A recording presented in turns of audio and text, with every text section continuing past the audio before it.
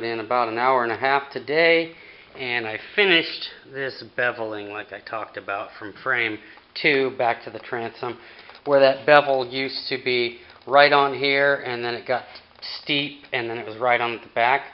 It's now the same angle all the way down, just like I talked about. Hopefully you can see that. Looks pretty dang good. Same with that side over there.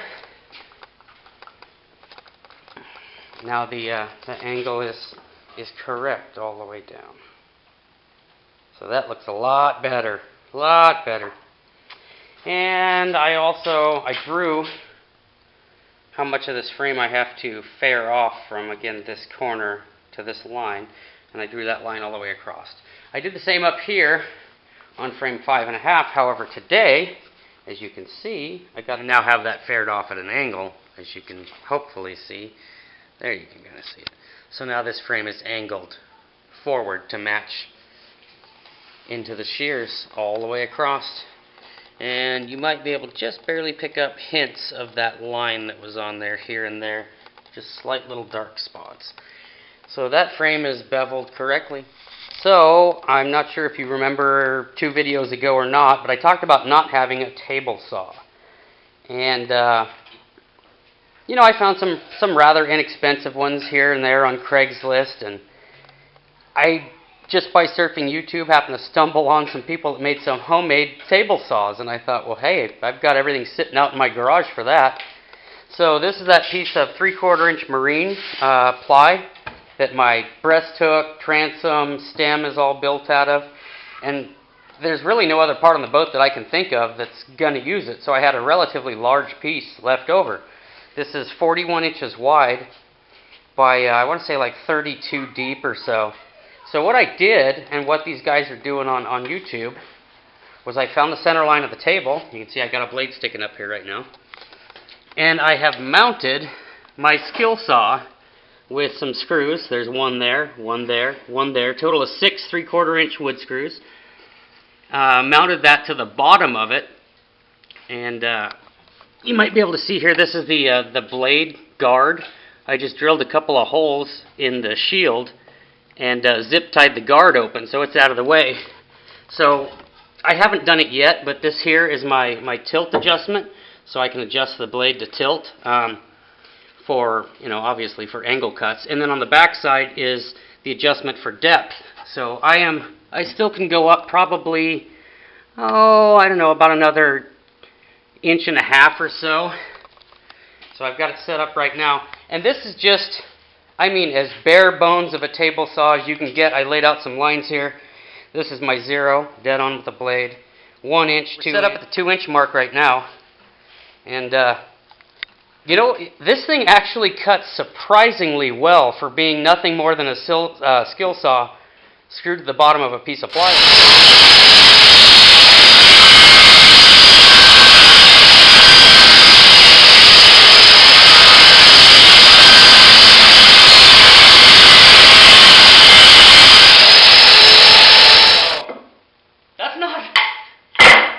Table saw for no money whatsoever. I happen to have this skill saw just sitting around, and again, I haven't used it on any portion of the boat with the exception of building the setup mold. So I happen to have 2 skill saws.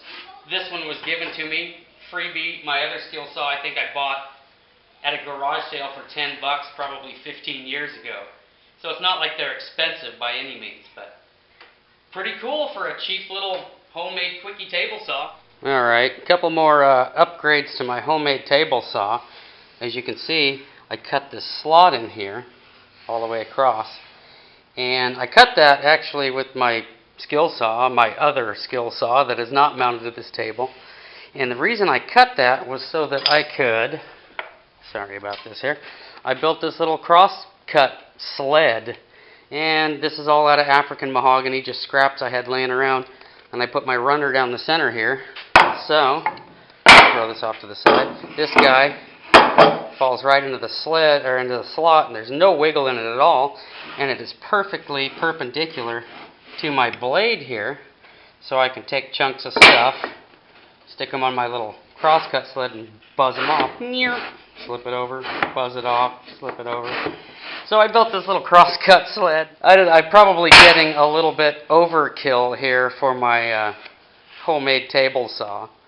So I did that over the course of the last couple of days. I also built this a little nicer fence instead of just a block clamped to the surface. I put this vertical upright on it, and I'm just clamping it right now with C-clamps. It works very well. This, as you can see, this is some of my Interlux Bright Side white paint, and this is some of my Bright Side blue, the flag blue. And here's some of my primer over here. This is my table that I was using when I was painting the boat to mix stuff on. It was also my epoxy table.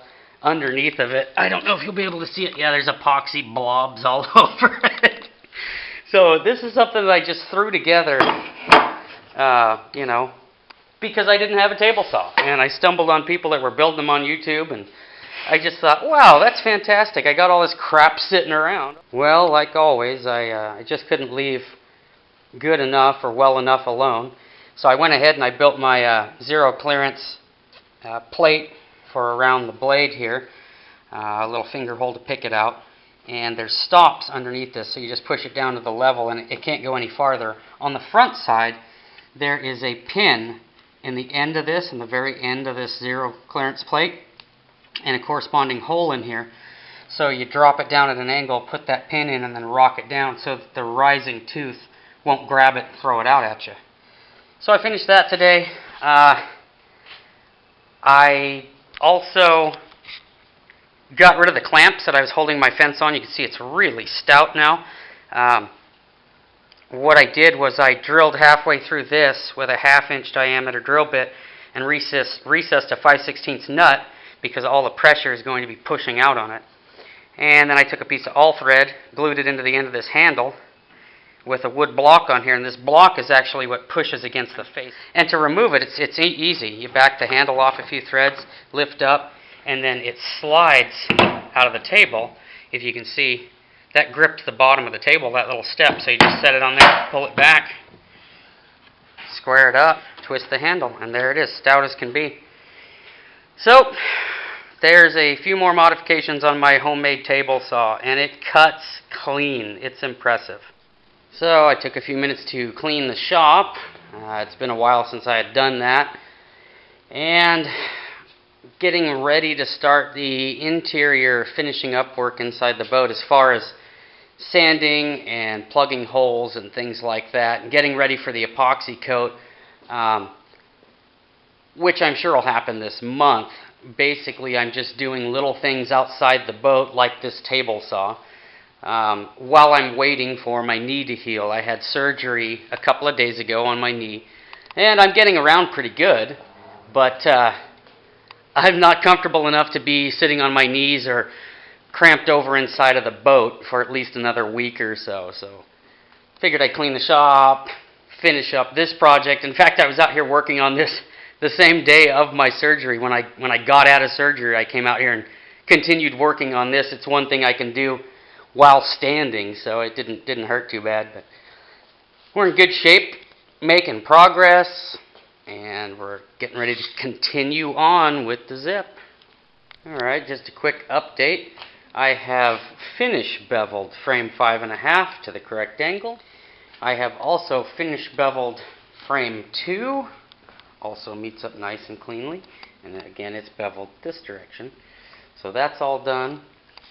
And I took a great amount of time to make sure that they were perfect, laying this thin piece of batten across it, nice and flexible, just to make sure that there were no gaps, no light anywhere in it. So that's done. I have also Famo wood plugged all of my holes. I just have not sanded them out yet. That's what's going on tonight. And I'm really, really excited because we officially have our first hardware, our stainless hardware, and I'll get to that here just in a second. I ordered another gallon of the glen-l Epoxy Shield, and this is with the slow hardener. Again, I like the slow hardener because it gives me ample working time. 45 minutes or so before it starts to gel. This is what I encapsulated the outside of the hull in. This is what I'll be using on the inside. And I still have some of my original gallon kit that I ordered, but I didn't think it would be enough to finish the inside, so I'll go ahead and polish that one off and then crack this one open. And I'm sure it's going to take some of it to finish off the inside of the boat. So that's what all the prep work is for on that. We're getting ready to encapsulate it. But what I'm super excited for, oh, look at those. Are those not beautiful? This is a stainless steel bow eye. And normally people would drill a hole through the center of their stem in the bow and recess that baby in there to use your winch to pull the boat up on the trailer.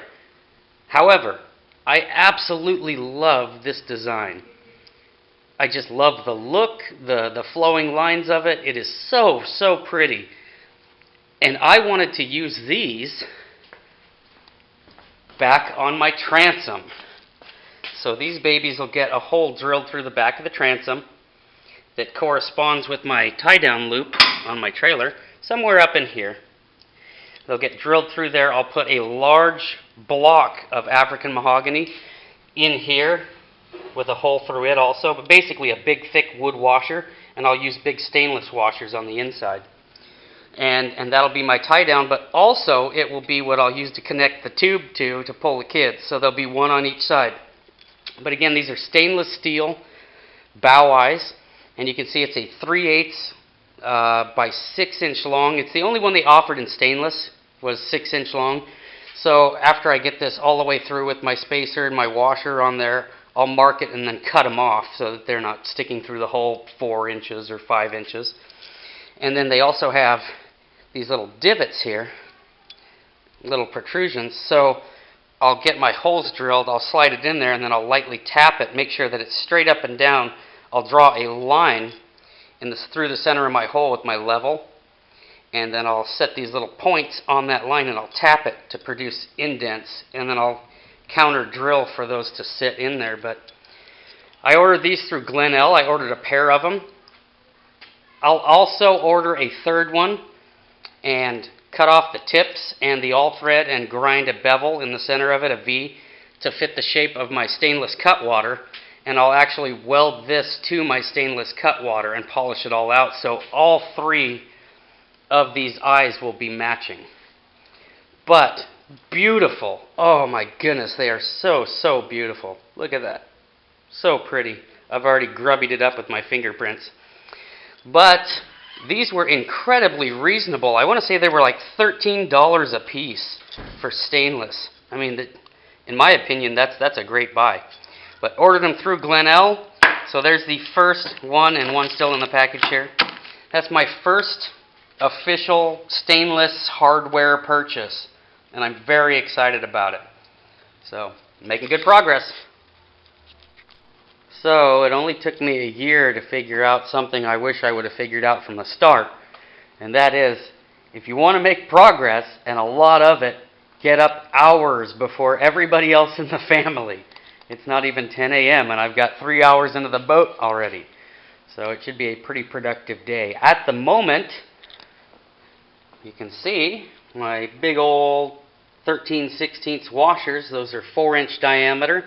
And if anybody wants to know what a really easy way to draw a 4-inch circle is, a quart paint can is 4 inches on the money. So just set a quart paint can on top of a scrap of African mahogany, drew it out, cut it out. I then ran a bolt through it with a bunch of washers and tightened up the bolt, chucked it up in my drill press as a makeshift lathe, and machined the outsides down so they're perfectly round. Yes, that's how anal I am. Oh, yeah. Oh, those are pretty. So pretty. So I got them in the transom now, my bow eyes. And they're not glued. This is just, at the moment, lightly fit up. But they look fantastic. They look great against the wood. They're directly above my tie-downs. So that's where we are. Sorry about the helicopter flying over my house. Anyhow, so we now have our transom bow eyes in. And I still may bring part of my motor well down across this and Craig jointed or something just to add a little extra strength. I don't know. But there we are, making great progress. Oh, that's pretty. And I have plenty of room up here to put the name of the boat, which I am not going to reveal until it's done and on. Anyhow, I picked out the name of the boat years before I ever decided to build the Zip, when I was just going to make a little homemade makeshift, my own design plywood piece of crap for crabbing out of. I picked out this name, and it just stuck with me, and I love the name. And of course, again, I'm not going to reveal it until the boat is done. But as you can see, we've also sanded down all of our plugged holes throughout the entire boat, and there's a giant mess everywhere. But all of the holes that I plugged that were part of the assembly, they're all sanded down now. And I have also taken my grinder to any of these that were sticking up and knocked them down. Anything worth doing is worth doing right. Making good progress. All right. Well, got my vacuum out. Vacuumed the inside of the boat. And as you can see, we now have, I used my Glen-l Epoxy grip, which is thick to begin with, and then mixed in some mahogany sawdust that I've been collecting throughout the building process for some structural filler. So we got those holes all plugged up. And again, those were the recessed holes for the carriage bolts that bolt the stem to the keel. And did the same back here. I got a kind of a big mess. But anyhow, got that all done. And here's a look at my washers now. This is that 13/16, same thing, all the frames, batten, keel, chines, same stuff. And I cut 4-inch, again, cut 4-inch washers out. And now I have the larger stainless, those are actually fender washers, which are nice and big around, but they're pretty thin. So it might be hard to tell, but there's 2 of them in there. I doubled them up just to get a little more thickness. So those are officially done now. They're mounted, done. I think I'm done with all my thickened epoxy hole plugging. So we're making great progress. And tomorrow I'll probably get in here and sand all of this down smooth. I'll do the same up there on the breast hook. And then I'll probably go over all of my epoxy. You can see there's some right here. I'll probably go over all of that with some Scotch-Brite just to roughen it up everywhere I see shiny epoxy to ensure that the new epoxy will adhere to the old epoxy. But making great progress. One more look at the back. Oh, they're beautiful. Beautiful. Well, I've got some sanding material over there. I have sanded the epoxy that I used to plug up those holes all down flush. And while it doesn't look too awesome right now, after I get the nice thin strips of veneer glued on here, it's going to look super nice. And again, the same up there with the bottom of the stem. Well, let me come over the top of this frame here. You can see how I've sanded it back now flush. And I've spent the last 2 or 3 days putting in an hour or so each night, or hour and a half, sanding, like I talked about, all of the epoxy that was left over, like right here. Taking the shine off of all of that to guarantee that the new epoxy will adhere to it. And I've spent, over the course of the last 3 days, 5 or 6 hours inside this boat, sanding and sanding and sanding all the little nooks and crannies and every place where I use that thickened epoxy, like here, to add some fillet joints on each side of the stem to strengthen it up. Also, down along here, I filled all this in with thickened epoxy. So I sanded all that down. Up underneath each side of the stem, I did the same thing. I put fillets everywhere around this thing because I just love epoxy now, and I know how incredibly strong it is. And every place you put a fillet, it's just going to be that much stronger. So up in the bow area, I added some extra fillets of that thickened epoxy, again, strengthened, whatever you want to call it, wood flour and epoxy. I also added some, and it might be hard to see, but up underneath the shear on that side and up under this shear, there you can see it.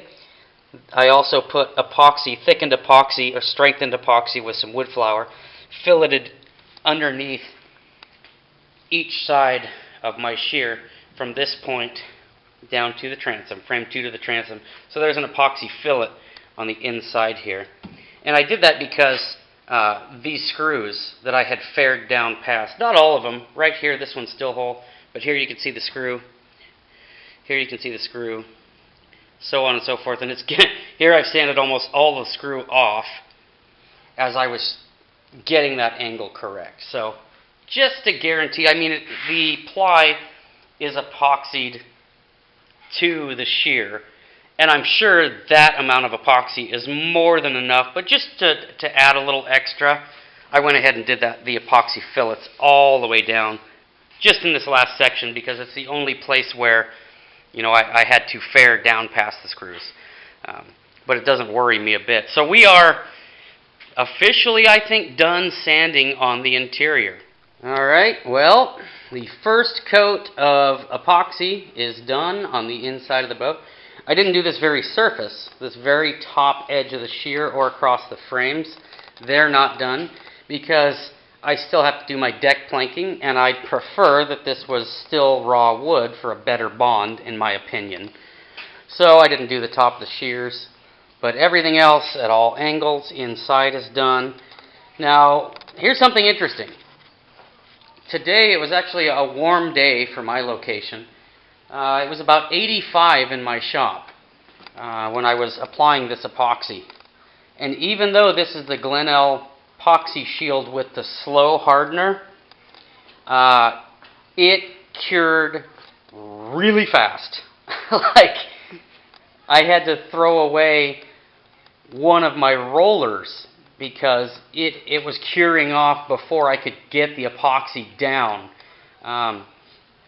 So temperature obviously has a lot to do with this epoxy. When I epoxied the exterior of the hull, I did that in about 65 to 68 degrees, you know, so 22, 23 degrees colder, and it had an incredibly long working time, 45 plus minutes before it even started to tack. This stuff was gelling in probably about, I don't know, 10 minutes or so, and this stuff here, this epoxy here, it's like cured. It's hard as a rock. I can still dent it with my fingernail, so I'm getting ready to put on the next coat.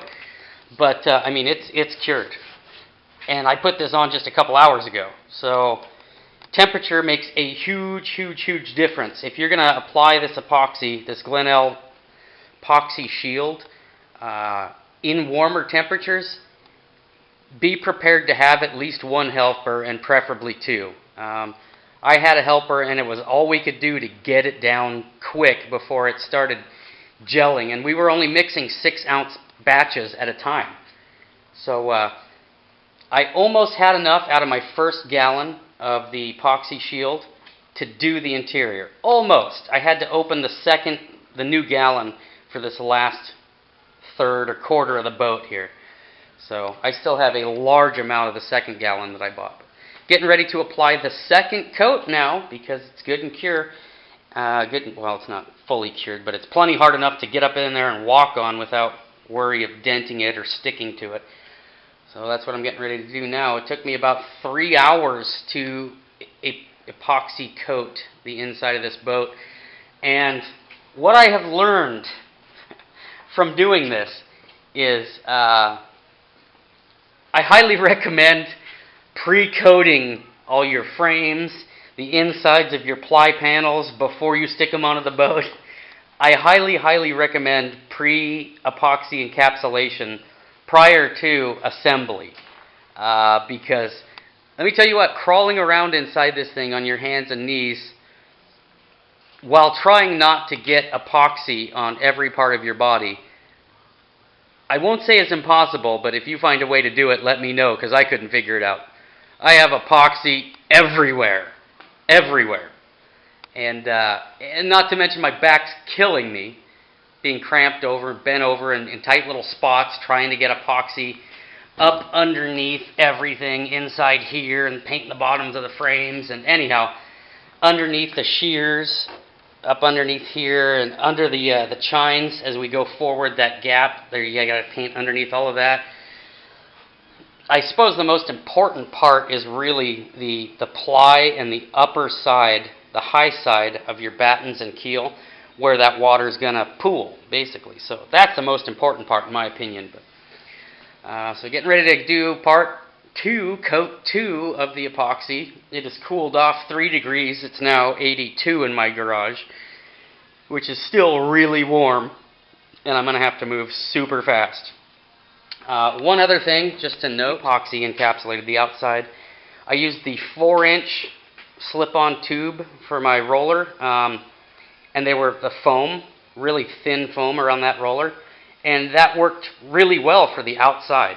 I decided on the inside to try these mini rollers because I absolutely love how they worked on my paint. The paint just turned out flawless with them, so I thought, well, I'll try them on the inside. Don't use these for epoxy. And the only reason I say that is they soak up large amounts of epoxy. This thing's probably a 1/2 inch thick.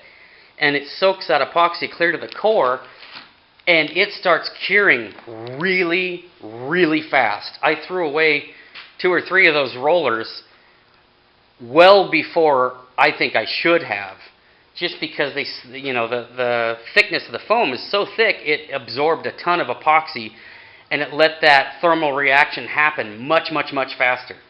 So these mini foam rollers, they are fantastic for paint.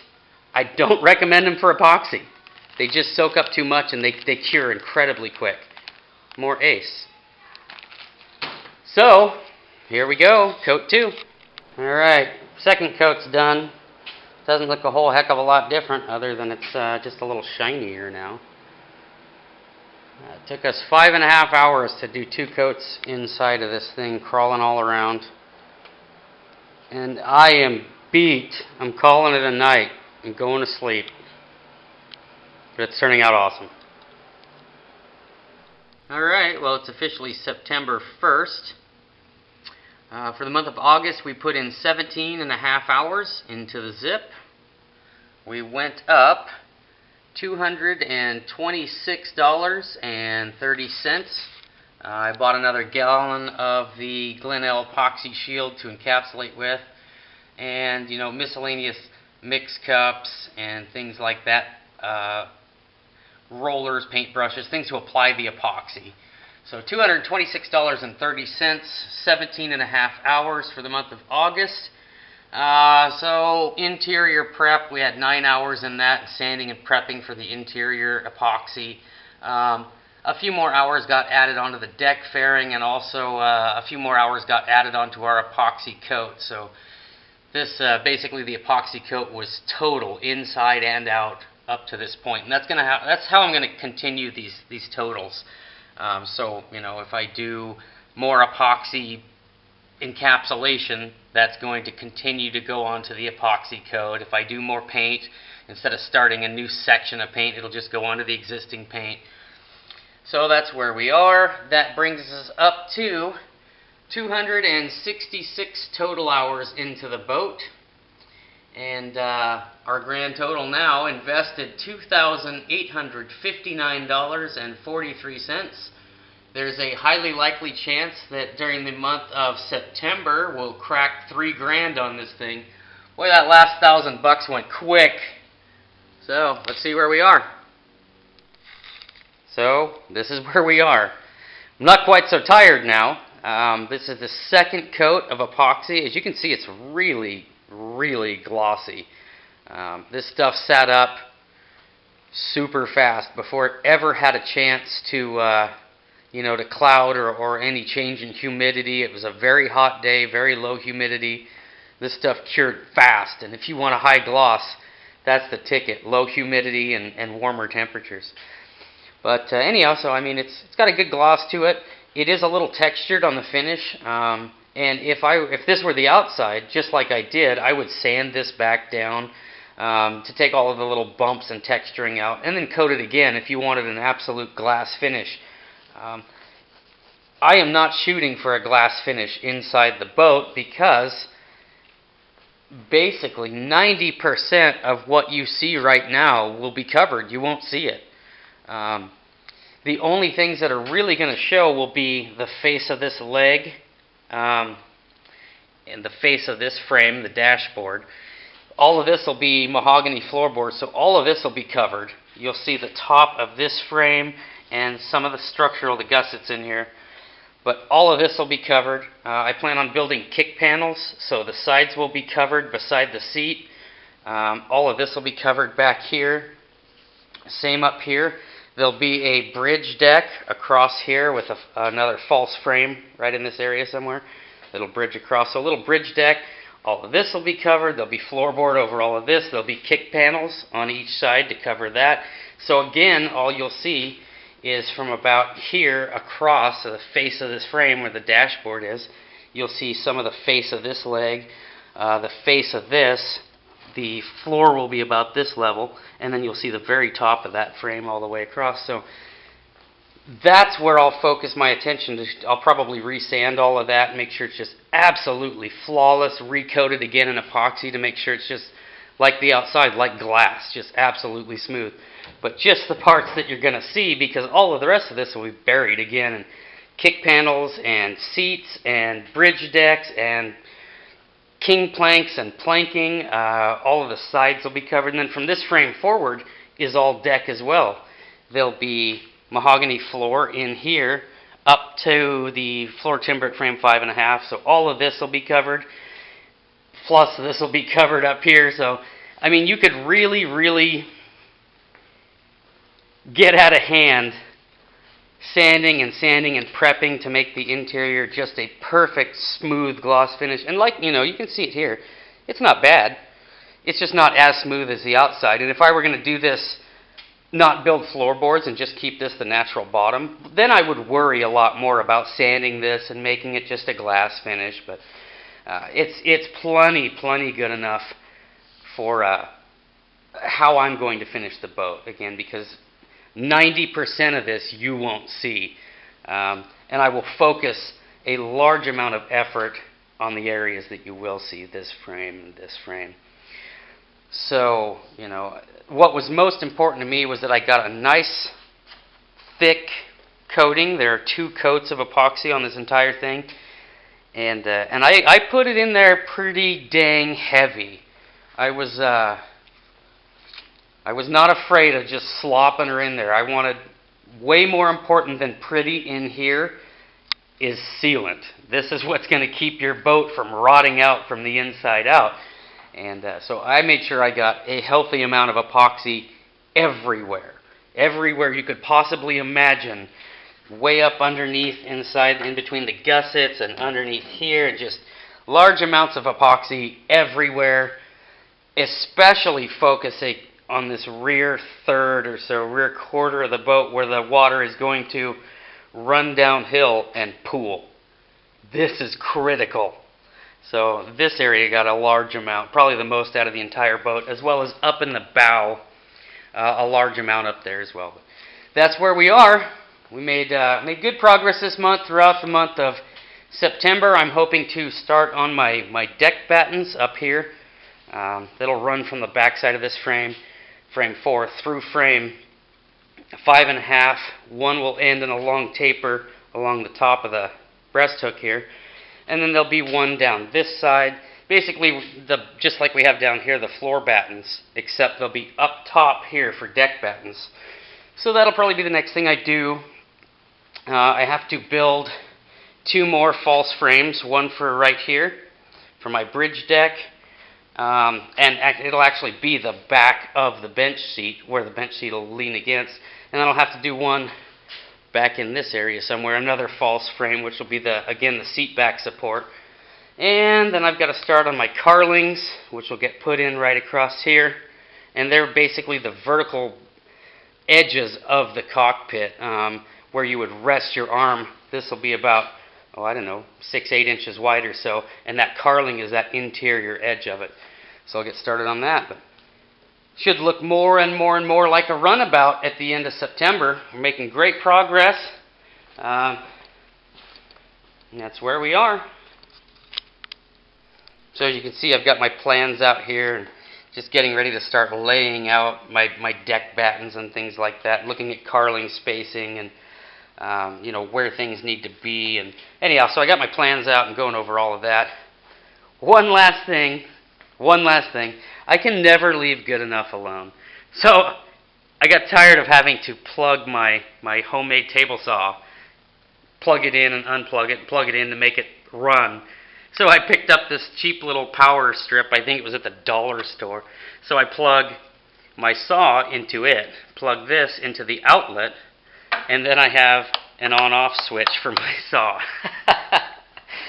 So I think I'm in this table saw now officially $1. So anyhow, thanks for watching. Don't forget to subscribe to the channel if you haven't already. Rate and comment, and we'll see you guys on the next episode of Building the Zip.